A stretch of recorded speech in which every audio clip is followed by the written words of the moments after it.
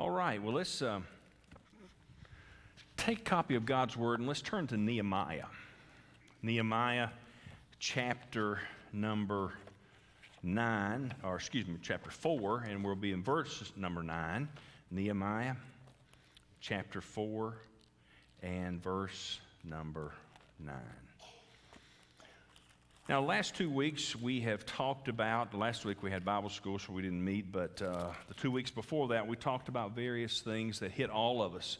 We spoke about attitude, and then we talked about temptation. I was told after those weeks that somebody's toes are getting worn out in the midst of that, and yet we all deal with that. We all have temptation that comes our way. We all can have an attitude at times. And so I wanted to, again, deal with one of the problems that we face, and that is that of discouragement. You know, we have a lot of things in life that can discourage us. Would you agree? You watch the evening news. Chances are you're more discouraged than encouraged, right?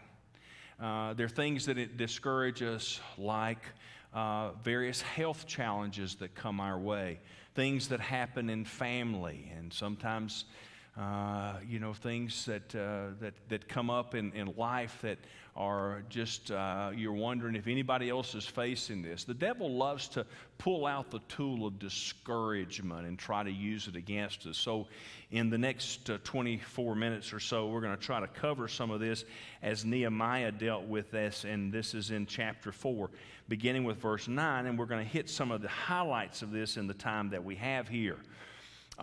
Many things can happen, and sometimes they happen all of a sudden and we don't expect it. Sometimes it's just happening, and all of us have it, and we have to deal with those things. I won't use another illustration story because we need to get into the Bible part of this, but Nehemiah, of course, after the Babylonian captivity in 586, and the people being carried off to Babylon after Jerusalem was plundered, the walls were torn down, and word comes that they're still in disarray. It's 142 years later, and the walls of Jerusalem are in disarray. If this church would have burnt as it did in 1982, and you went by 142 years later and you still saw the ruins, that'd be kind of discouraging, wouldn't it? To see what was going on there.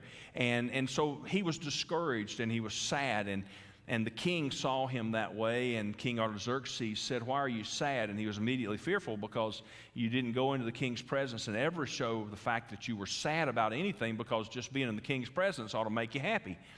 He could have lost his life.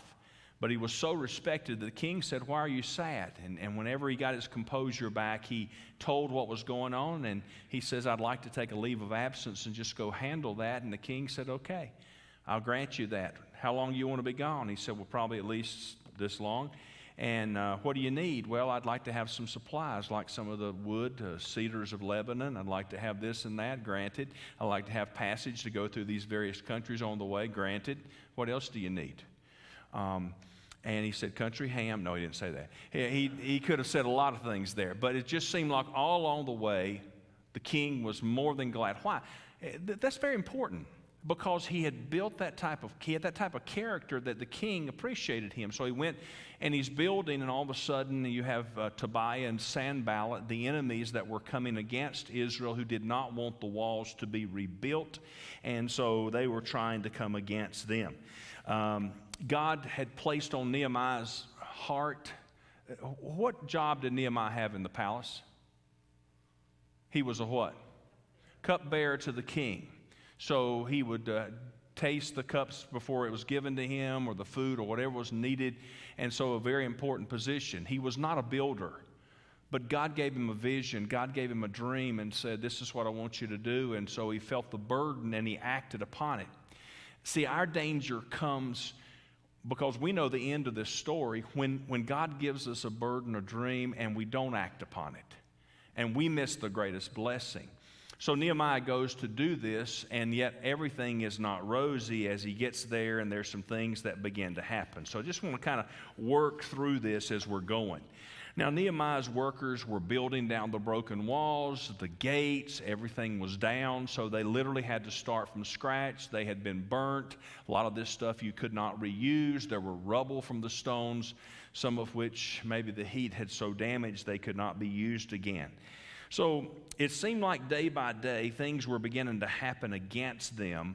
And so pick up in verse 9 here of chapter 4 when it says, that different ones, the Sanballat and Tobiah, the Arabs, the Amorites, and the Ashdodites heard the walls were being rebuilt, and they tried to work against them. All of this conspired to come together, verse 8, and attack Jerusalem and create confusion.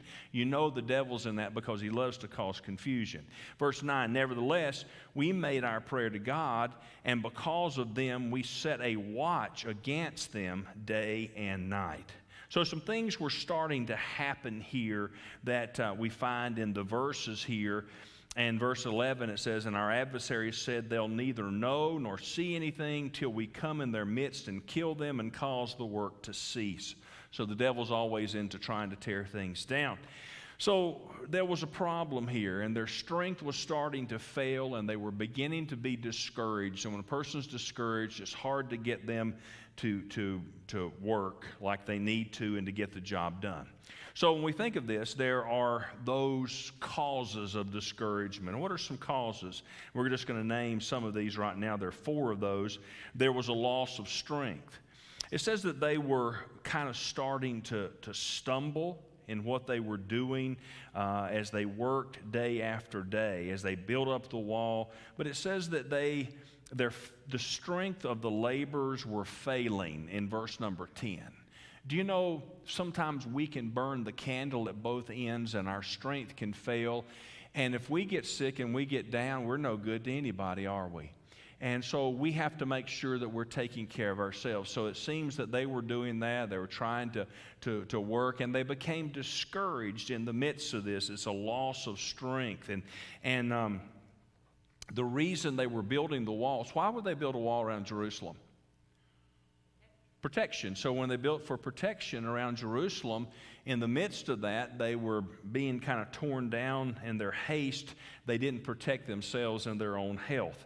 There's a second cause of discouragement. By the way, I'll speak personally. If you get a sinus infection, if you get a cold, if you get heartburn, if you get, let's see, what else can I name? If you go through your litany of things, do you feel like you're at your best? You lose your strength. You don't feel like doing anything. Hey, I've had my share of backaches. Do you know when you have a backache, you can't sit, you can't lay, you can't do anything, even it affects your appetite. And listen, when something affects my appetite, you know it's bad. So those things, it hurts us. So there's a loss of strength here. Second, there's a loss of vision. It says there that not only was their labor failing, but there was so much rubbish that we're not able to build the wall. In other words, there was so much debris. When they tore the walls down, it was just in piles. It was rubbish, and no one went by and said, let's put all this together and put these things. And so it was so much there. Isn't there a tendency when you go to, let's say, ladies, you're going to clean house, that you could say, there's so much to do, I don't even know where to start. So I'm not going to start. You're discouraged, okay? That's like when Melody says, go out and clean out the building out there. She's not looked in the building out there with, I got my tools and lawnmower. That's not where a woman needs to look in the building. You need to clean that thing out. Listen, it's too hot. It's too much going on. I can't clean it up. It's good enough as it is. You can become discouraged when you look at it. It's just too much to do. And besides, there may be a snake there. So there's a loss of vision, in the midst of this. Tired, loss of strength, loss of vision. There's also a lack of confidence. You see, back in verse number 6, when they started building the wall, they had a mind to work.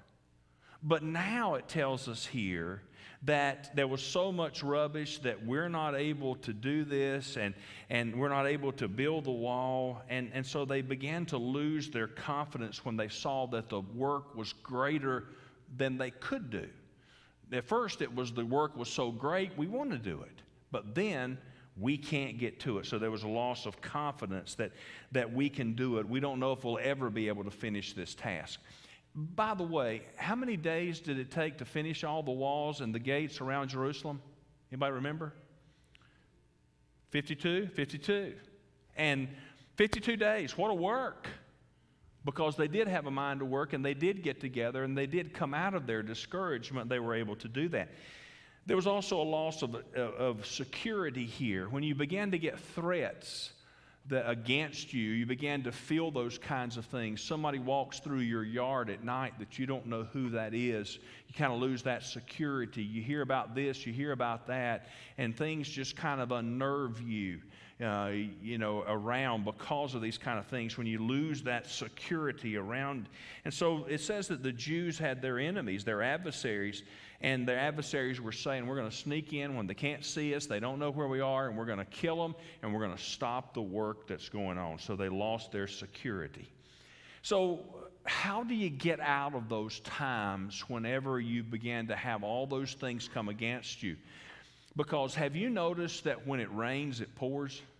Have you noticed that when it's one thing and then another one builds upon it and another one builds upon it, and pretty soon things look worse than they look better in the midst of it all?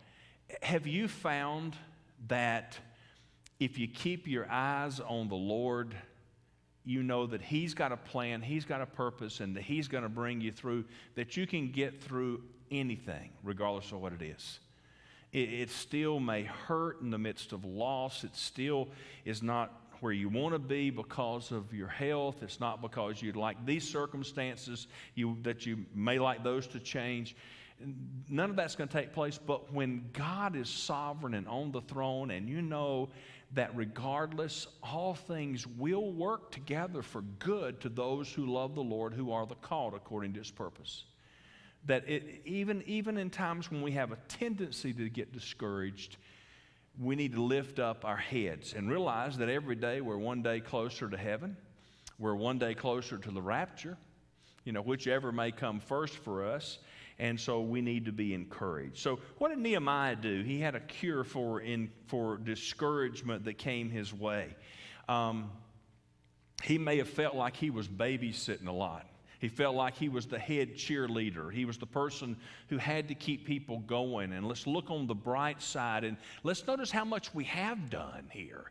Let's kind of get it together, get our heads together, and see what God's up to and what God's going to be doing here.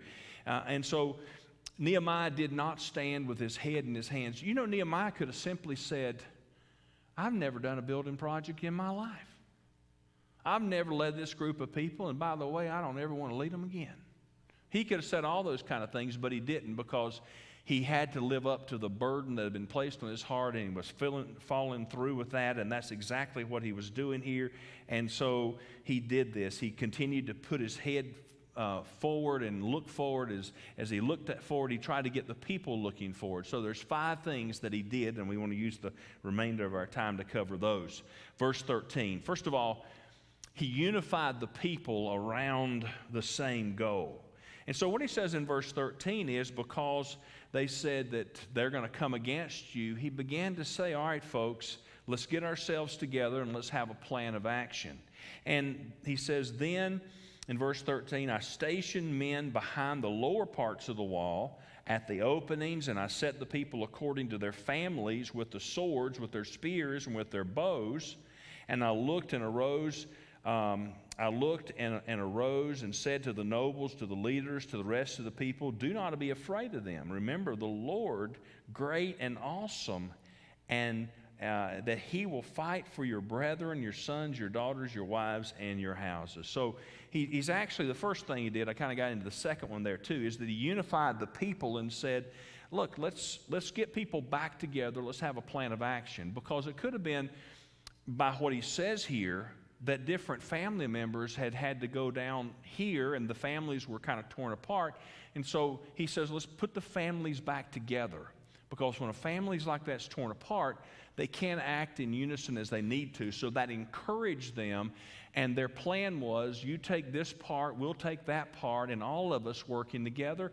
And it's the same with the church. It's this person's doing that, this person's doing this deed, or every Sunday, you got the ushers, you got the choir, you got the Sunday school teachers, you got so many people, security, you got everybody doing everything, and it all works together for a common cause. So he unified them around the same goal.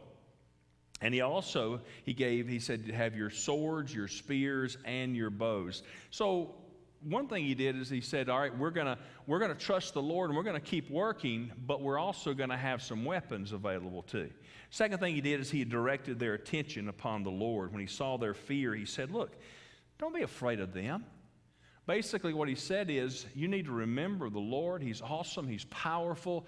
Greater is He that's within you than he that's within the world. He said that before that was ever said in the New Testament. So in verse 14, he directed their attention upon the Lord. Whenever we begin to think we're discouraged, if we get our heads down, if we begin to say, woe is me, or this is not working for our good, and all, put your eye back on the Lord. Did Peter walk on water? And when did he begin to sink? When he took his eyes off the Lord. So we're to focus our attention, keep our eyes on the Lord. He's the author. He's the finisher of our faith. We're going to continue to follow Him, and that's what we need to do. Third thing is he encouraged them to maintain a balance. And this is where that balance of working and weaponizing came into play. You have to be as smart as the enemy. So it happened when our enemies heard and had known this. He says, we returned to the wall. Those who were building the walls, who carried the burdens, took their load, and with one hand doing the work and the other hand holding a weapon. So there was a plan of action here. Swing a pendulum. And some would be at work, and some may be resting. Some may be watching. Some may be working. And so it was a combination of all this. It was the plan of action, and he encouraged them, keep the balance. You got to get your rest to keep your strength and do what you need to do. And so he was continuing to do that for them. Hasten on down there to verses 19 and 20. He provided a rallying point here. They got their weapons, they got their work to do. Somebody's got a trumpet, it's right at their side, they're ready to do. In case they're attacked, they are ready. Okay? Did somebody say years ago, maybe that was in Revolutionary War, praise the Lord and pass the ammunition? Okay? It's kind of what this is all about. They're working and weaponizing at the same time. So verses 19 and 20, he provided a rallying point. Work is great, it's extensive, but listen, whenever there's a problem, sound the trumpet and we'll all gather, and we'll go at them at that particular point. He knew the enemy could attack at any time because Sanballat and Tobiah, those enemies were coming against on every side. Do you remember anything that they said about this wall? They kind of made fun of the wall. What did they say? Even if a fox walks upon it, it's going to fall down. Fox is pretty light on its feet. It's not a big animal. It's a pretty small animal. And it'll fall down. They laughed at it. They tried to discourage. If you get discouraged, then you can't do the work that you need to do. So he provided a rallying point, and he bolstered the people's faith, reminding them, you're looking to the Lord, you're fighting along each other. And as we said Sunday, for David, the cause is great. Keep your eye on the cause at all times. That's what should motivate us. And David was trying to get all the armies to see that the cause is great. They're defying you, but more than that, they're defying our God. And somebody's going to have to step up. By the way, David was not really a soldier. He was a shepherd. But God used him. So be encouraged. No matter what your past has been, what will the future be Don't be discouraged. And then fifthly, there's yet one more thing that they did in this cure. He occupied them in a ministry of service to others. Pick up verses 21 and 22. So we labored in the work. Half the men held their spears from daybreak until the stars appeared. And at the same time I also said to the people, let each man and his servant stay at night in Jerusalem, that they may be our guard by night and a working party by day. So neither I, my brethren, my servants, nor the men, the guard who followed me took off our clothes, except that everyone took them off for washing. So they stayed at the task. They were at service to each other, some working, some watching, some always ready with their weapons, and they were really serving one another. Some at night, some at day. Some had what you used to call years ago the graveyard shift. Some had the day shift, and they were taking their turns, everybody doing that. You know, and the work, though it may be great, is not as great when everybody pitches in. When the burden is having to be borne by several, then people can become overworked. So we need to start and finish every work we do as not to be discouraged by keeping our focus on the Lord, the rally point that our God is great. He's called us to a work. That's the work we'll do. Anybody remember singing that song, We'll Work Till Jesus Comes, We'll Work? It's a great thing to think about, because whenever He comes, we will stand accountable at the judgment seat of how much of the work that we've done. So let us be faithful and to the task that He's called us to. I like this. Tim Hansel wrote a book called Eating Problems for Breakfast. And he says this about Jonah, or he said, or any person just with faith. It wasn't about Jonah. He said, a person who walks with confidence and faith, he's the sort of man who would go after Moby Dick with a rowboat, harpoon, and a jar of tartar sauce. It's pretty good. That's kind of make you want to read that book. But it doesn't take long to feel discouraged. The devil, if he's any tool that he loves to use, it's discouragement to discourage us from doing the work. Maybe we got burnt on this. Maybe we went to do something and nobody else was there to help. God took note of that because you were there. Maybe you say, well, I'm tired of bearing all this burden myself. Look, Jesus bore the burden of the cross. And He bore it up Calvary's hill. So He calls us to pitch in there, but He calls us to work together and not to become discouraged, because that certainly can take place.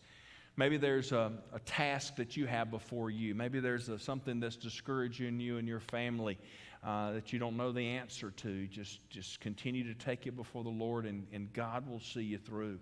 And again, we share sometimes our burdens one with another, and that burden can be halved when more people are praying about that particular burden. Maybe trying to do the work has left you a little worn out because you burned the candle at both ends, and God will give the needed strength to you. So discouragement can be strong. It can take us down. And if we're not careful, it can just burn us out. But we keep that focus before us, a hunger, a thirst, and those who hunger and thirst after righteousness shall be filled. So keep that focus there. Keep studying the Word of God. Keep praying, keep working, keep serving, and God will provide the increase, and He will reward in due time. So I like that. Maybe you got a lack of strength, a lack of vision, a lack of confidence, a lack of security, or maybe it's a lack of something else. Ask yourself the question, how do I respond when the devil tries to discourage me? And he will. He'll do it all the time. Because if he can't keep you lost once you're saved, he'll try to tear you down so you lose your testimony, you'll lose the purpose for why he has saved you, and that is to serve him. So we try to not be discouraged. Be encouraged. We're encouraged because iron sharpens iron. Let me say this. I appreciate your faithfulness on Wednesday night. If you've noticed, our Wednesday night crowds aren't what our Sunday crowds are. But I appreciate you being here, and that encourages me. And we encourage each other as we work together for a common cause. And as iron sharpens iron, that's what it's like as we do that together. So all that helps us not to become discouraged. So discouragement, that's how we face it. Do it like Nehemiah did. All right, we're out of time tonight. So let's remember all the announcements, and let's stand. Let's have us a closing word of prayer. Ask for God's blessing until we're able to meet once again. All right. Brother Gerald Hill, how about praying for us, please? Lord, we thank you for this time that we've had to come and hear your word again. And Lord, each request that we made tonight, we ask that you will speak in each situation there. So we're so thankful that you hear and answer our prayers. We know that anytime we bring it to you, that you know what we need and that you're very willing to help. So Lord, we just want to thank you and praise you. Go with us through this night. Keep us in your care. Bring us back to